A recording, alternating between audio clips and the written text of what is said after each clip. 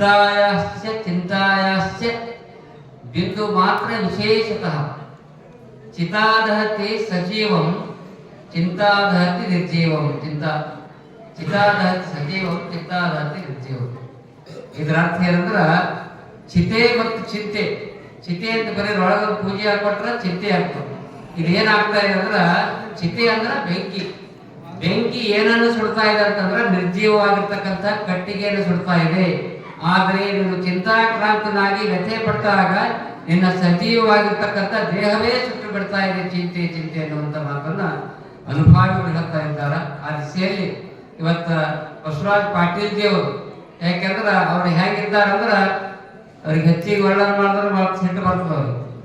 ಅವ್ರಿಗೆ ವರ್ಣನೆ ಬೇಕಾಗಿಲ್ಲ, ವರ್ಣನಾತ್ಮಕ ಕಾರ್ಯಕ್ರಮಗಳು ಬೇಕು. ಅವ್ರಿಗೆ ವರ್ಣನಾತ್ಮಕ ಕಾರ್ಯಕ್ರಮಗಳು ಇಡೀ ಜಗತ್ತಿನಲ್ಲಿ ನಮ್ಮ ನಾಡಿನಲ್ಲಿ ಅನುಭವಪೂರ್ಣವಾಗಿರ್ತಕ್ಕಂಥ ಯಾರು ಸಕ್ರಿಯಾಶೀಲರಾಗಿ ಒಳ್ಳೆಯ ಕಾರ್ಯಗಳನ್ನು ಮಾಡ್ತಾ ಇದ್ದಾರೆ ಅವರಿಗೆ ಪ್ರೋತ್ಸಾಹ ಕೊಡ್ತಾ ಇದ್ದಾರೆ. ಇಷ್ಟೆಲ್ಲ ಯಾಕೆ ಮಾಡ್ತಾರಂದ್ರ ಅವರ ಪರಿವಾರಕ್ಕಾಗಿ ಅವ್ರು ಮಾಡ್ತಾ ಇಲ್ಲ. ಇವೆಲ್ಲ ವಿಚಾರ ಮಾಡಿ ನೋಡ್ಬಹುದು. ಏನ್ರಿ ಬಸವರಾಜ್ ಪಾಟೀಲ್ ಅವರಿಗೆ ಮಕ್ಕಳೇ ಅಲ್ಲ ಅವರಿಗೆ, ಆದ್ರೆ ನಾವು ಮಕ್ಕಳಿದ್ದಾರೆ ಅಂತ ಹೇಳ್ತೇವೆ.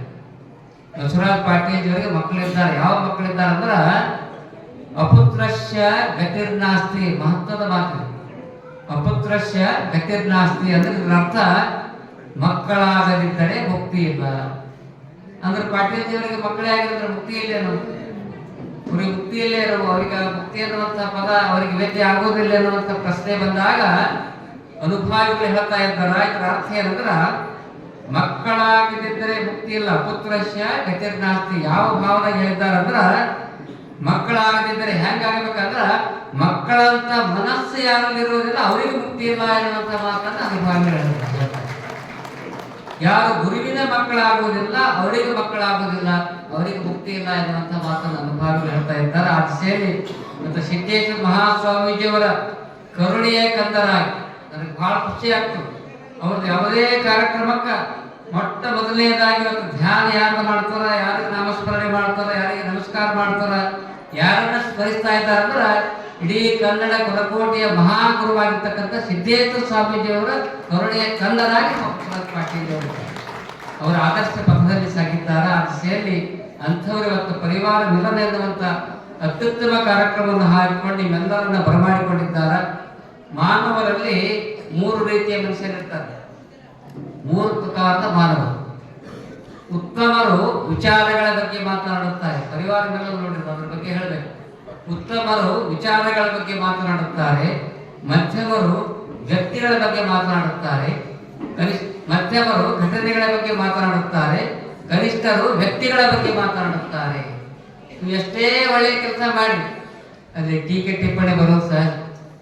ಎಷ್ಟೇ ಒಳ್ಳೆಯ ಕೆಲಸ ಮಾಡಿ ಅದಕ್ಕಾಗಿ ಅನುಭಾವಿಗಳು ಬಹಳ ಚಂದ ಹೇಳ್ತಾ ಇದ್ದಾರೆ. ಎಂಥ ಒಳ್ಳೆಯ ಕೆಲಸ ಏನಿದೆ, ಒಳ್ಳೆಯ ಕಾರ್ಯ ಮಾಡಿದ್ರು ಟೀಕೆ ಟಿಪ್ಪಣಿ ಬರೋದು ಸಹಜ ಅಂತ ಸಂದರ್ಭದಲ್ಲಿ.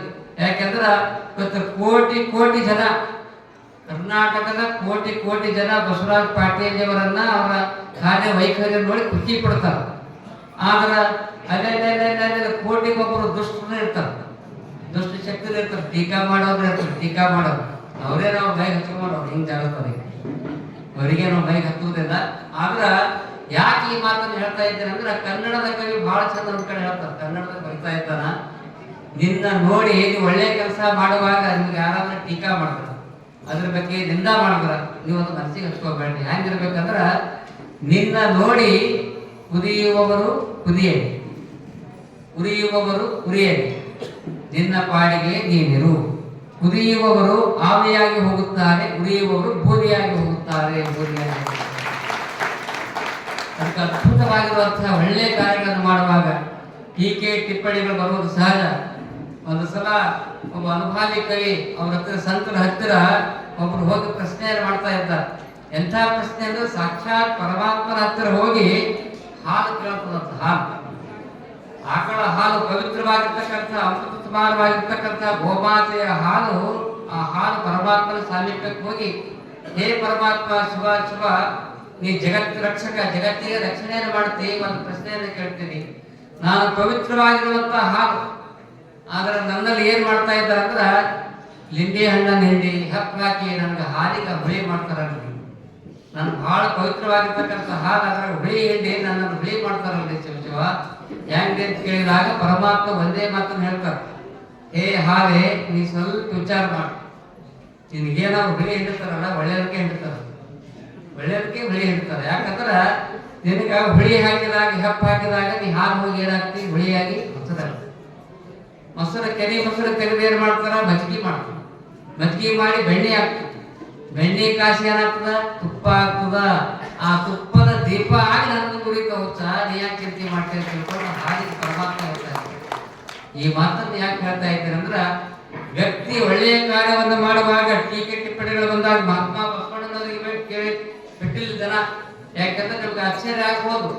ಇಡೀ ವಿಶ್ವವೇ ಬಸವಣ್ಣನವರನ್ನ ಹೊಗಳಿ ಹಾರೈಸಿದಾಗ ಅವರ ಆಶೀರ್ವಾದ ಪಡೆಯುವಂತ ಸಂದರ್ಭದಲ್ಲಿ ನಿಮಗೆಲ್ಲ ಆಶ್ಚರ್ಯ ಆಗ್ಬೋದು. ನಮ್ಮ ಇವರು ಕುಂತಾರೆ, ದಯಾನಂದ ಅಕ್ಷರ ಸರ್ ಅವ್ರು ಕುಂತಾರ, ಒಂದು ಮಾತು ಹೇಳ್ತೀರಿ ಅಂಥವ್ರಿಗೆ ಗೊತ್ತಿಲ್ಲ. 12ನೇ ಶತಮಾನದಲ್ಲಿ ಬಿಜ್ಜಳ ರಾಯ ಚರಿತೆ ಅಂತ ಒಂದು ಗ್ರಂಥದ, ಯಾರಿಗೆ ಗೊತ್ತಿರ್ಲಿಕ್ಕಿಲ್ಲ. ಬಿಜ್ಜಳ ರಾಯ ಚರಿತೆ ಅಂತ ಬಸವಣ್ಣನವರನ್ನ ಟೀಕೆ ಮಾಡಿದ ಗ್ರಂಥವೂ ಕೂಡ ಒಂದದ. ಸಾವಿರ ಗ್ರಂಥಗಳು ಹೊರಗೆ ಬರೆದಿರ್ಬೋದು. ಆದ್ರೆ ಬಿಜ್ಜಳ ರಾಯ ಚರಿತೆ ಗ್ರಂಥದಲ್ಲಿ ಬಸವಣ್ಣನವರನ್ನ ಟೀಕೆ ಮಾಡಿ ಬರೆದಂತಹ ಒಂದು ಗ್ರಂಥವೂ ಕೂಡ ಆಗಿನ ಕಾಲದಲ್ಲಿ ಇತ್ತು ಎನ್ನುವುದನ್ನ ನಾವು ಕೂಡ ವಿಚಾರ ಮಾಡಿ ನೋಡ್ಬೇಕು. ಆದ್ರ ಆ ಗ್ರಂಥಕ್ಕೆ ಬೆಲೆ ಕೊಡಲಾದ್ರೆ ನಾವೆಲ್ಲರೂ ಕೂಡ ಬಸವ ತತ್ವದ ಅಧೀನರಾಗಿ, ಶರಣ ತತ್ವದ ಅಧೀನರಾಗಿ, ನಮ್ಮ ಪರಮ ಸನ್ಮಾನ್ಯರಾಗಿರ್ತಕ್ಕಂಥ ಬಸವರಾಜ ಪಾಟೀಲ್ಜಿಯವರು ಹೇಳಿದ್ರು, ನಮ್ಮ ಹಿಂದುಳಿದ ಪ್ರದೇಶ ಅಂತ. ಆದ್ರೆ ನಾನು ಹೇಳ್ತಾ ಇದ್ದೀನಿ, ನಮ್ಮ ಕಲ್ಯಾಣ ಕರ್ನಾಟಕ ಭಾಗ ಹಿಂದುಳಿದ ಪ್ರದೇಶ ಅಲ್ಲ, ಇಡೀ ವಿಶ್ವಕ್ಕೆ ವಚನ ಸಾಹಿತ್ಯವನ್ನು ಕೊಟ್ಟಿರುವಂತಹ ನಾಡು ಅದು ಕಲ್ಯಾಣ ಕರ್ನಾಟಕ ನಾಡು ಅನ್ನೋದು ಯಾರು ಇರಬಾರ್ದು.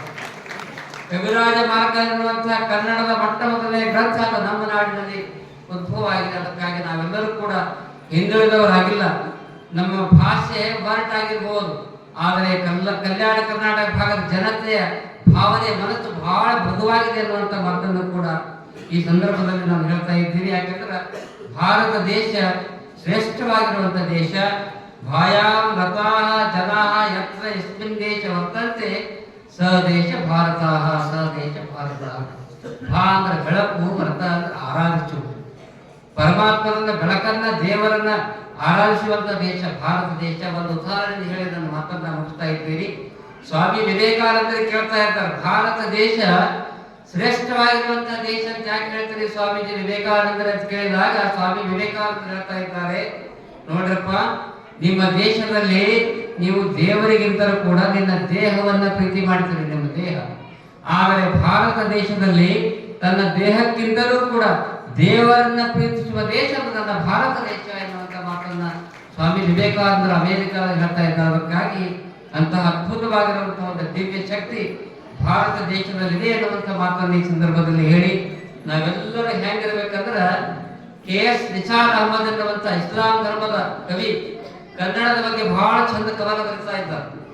KS ನಿಸಾರ್ ಅಹಮದ್ ಎನ್ನುವಂತ ಕವಿಗಳು ಬಹಳ ಚಂದ ಹೇಳ್ತಾ ಇದ್ದಾರೆ, ನಾವು ನೀವು ಅವರು ಇವರು ಒಂದೇ ಒಂದೇ ಒಂದೇ, ನಾವು ನೀವು ಅವರು ಇವರು ಒಂದೇ ಒಂದೇ ಒಂದೇ, ಭೂಮಿ ತಾಯಿಯ ಕುಡಿಗಳೆಂದು ಪಣವ ತೊರೆದು ಹಿಂದೆ, ಸ್ವಸ್ವಭಾವ ಚೆಹರೆ ಬೇರೆ ತಾಯ ಬಸಿರು ಒಂದೇ, ಕಳಸ ಸುಳಿಬೆ ಬಿಳಿ ಮಿರಾರು ಧರ್ಮ ದುಶಿರು ಒಂದೇ, ಕೃಷ್ಣ ಬುದ್ಧ ಮಹಮ್ಮದೇಶ ಧರ್ಮ ಧ್ವಂಸ ಒಂದೇ, ಚುಕ್ಕೆ ಚಂದ್ರ ಗ್ರಹ ಸಮೂಹ ನೀಹಾರಿಕೆ ಒಂದೇ ನೀಹಾರಿಕೆ ಒಂದೇ.